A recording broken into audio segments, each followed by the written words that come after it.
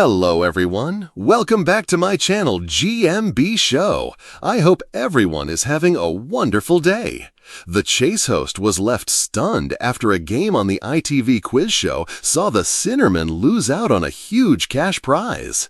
Bradley Walsh humorously suggested that Paul Sinha was ready to hand in his notice on the Chase after an extraordinary game. The Chaser was up against 4 new contestants, Ian, Jenny, Gregor, and Karen, all keen to pit their wits against one of the UK's top quizzers on the popular ITV quiz show. First up to challenge one of Britain's best quizzers was Ian, a magician hailing from London who put on a stellar performance in the Cash Builder round. Ian managed to secure £6,000 before going head-to-head with the Chaser, in this instance Paul, also known as the Sinnerman. After a nail-biting face-off, Ian secured his place in the final chase, setting the shared prize pot rolling. Next to brave the quickfire question round was Jenny, who bagged £5,000. Hoping to emulate Ian's success, her stint on the quiz show unfortunately came to a halt when she was caught by the Chaser.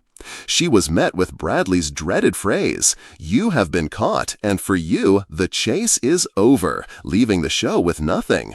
The next contestant, Gregor, also fell short in his attempt to outsmart the Sinnerman, reports the Liverpool Echo. However, it was Karen who left viewers gobsmacked when she opted to take the Chaser's higher offer of a staggering £93,000. Paul quipped, "This is either brilliant news for Ian or terrible news for Ian." Viewers swiftly took to social media after witnessing Karen's unexpected move. "Karen didn't even flinch taking that high offer," one fan exclaimed, while another cheered, "Good girl." A third fan chimed in, "We just cheered for her." Despite the risk, Karen's broad knowledge shone as she effortlessly navigated her game against the Sinnerman, earning a spot in the final alongside Ian. As a result, the prize pot swelled to an impressive £100,000. Fans urged others on X to tune in, saying, "If you're not watching #The Chase, switch over quick" to catch Karen and Ian competing for the substantial cash prize. In the final chase, the quizzers achieved an impressive 16 correct answers. In an unexpected turn of events, the Sinnerman narrowly failed to match their score, with just one question remaining and a single second left on the clock. Host Bradley Walsh commented, "That was close." Reflecting on the team's victory, the Chaser conceded, "You absolutely deserve every penny of that." However, he confessed disappointment in losing a game worth such a significant amount, remarking, "I've cost ITV £100,000, but you don't need to care about any of that." Brad playfully teased the Sinnerman about his subpar performance, quipping, "That's a funny way to hand in your notice." The presenter described the game as unbelievable, as Ian and Karen each took home £50,000. Discussing their plans for the winnings, Ian mentioned purchasing a new car, while Karen excitedly shared her intention to take her son to the Abu Dhabi Formula One Grand Prix. It started like any other episode of The Chase. 4 hopeful contestants, the studio lights dazzling, and Bradley Walsh in top form. But what unfolded in that studio left the audience gasping, social media buzzing, and Paul Sinha wiping metaphorical egg off his face. "Right then," Bradley grinned as he welcomed the Chaser. "Ladies and gentlemen, please welcome the man who proves that anselectopic knowledge and shocking decision-making can coexist, the Sinnerman." The audience chuckled. Paul Sinha, ever the professional, raised a sardonic eyebrow and strolled onto the stage.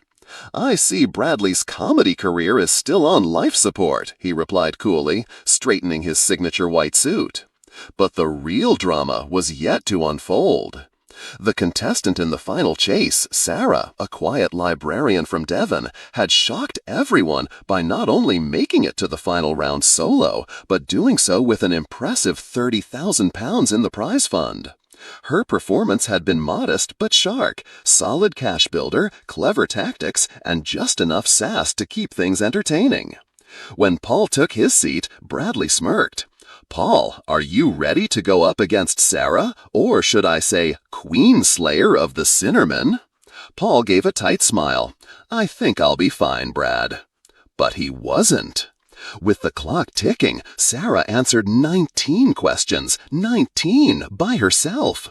The crowd burst into spontaneous applause when the buzzer sounded. Bradley's jaw nearly hit the floor. What just happened? Did we just witness a one-woman trivia hurricane? Paul's confidence began to falter. He stumbled on a Shakespeare question, blanked on a Formula One fact, and even misidentified a Beatles lyric. The seconds slipped away, and when the buzzer rang again, Paul was 4 questions short. The room erupted. Bradley, now borderline theatrical, turned toward the camera with mock disbelief. "Stop the clock! Someone get me a defibrillator! The Sinnerman has flatlined!" Paul chuckled, albeit sheepishly, while Sarah covered her mouth in disbelief. When it came time to congratulate the winner, Bradley turned to Paul with an arched brow. "Well, Paul, that was unbelievable, and not in a good way. Are you secretly training for Pointless or something?" The audience howled. Paul raised his hands in mock surrender. "What can I say? Sometimes the questions don't land, and the brain short-circuits." Bradley couldn't resist one final jab. "You know what this means? I've got to start calling you the Snoozman instead of the Sinnerman, because today, mate, you slept on that game." The clip of that moment hit social media before the credits rolled, racking up thousands of views within hours. Fans flooded Twitter with laughing emojis, declaring it one of the best episodes in recent memory. Sarah left the studio stunned, $30,000 richer, and Bradley, he sauntered off stage, chuckling to himself. "Unbelievable," he muttered. "The Chasers are going to need a group hug after this one."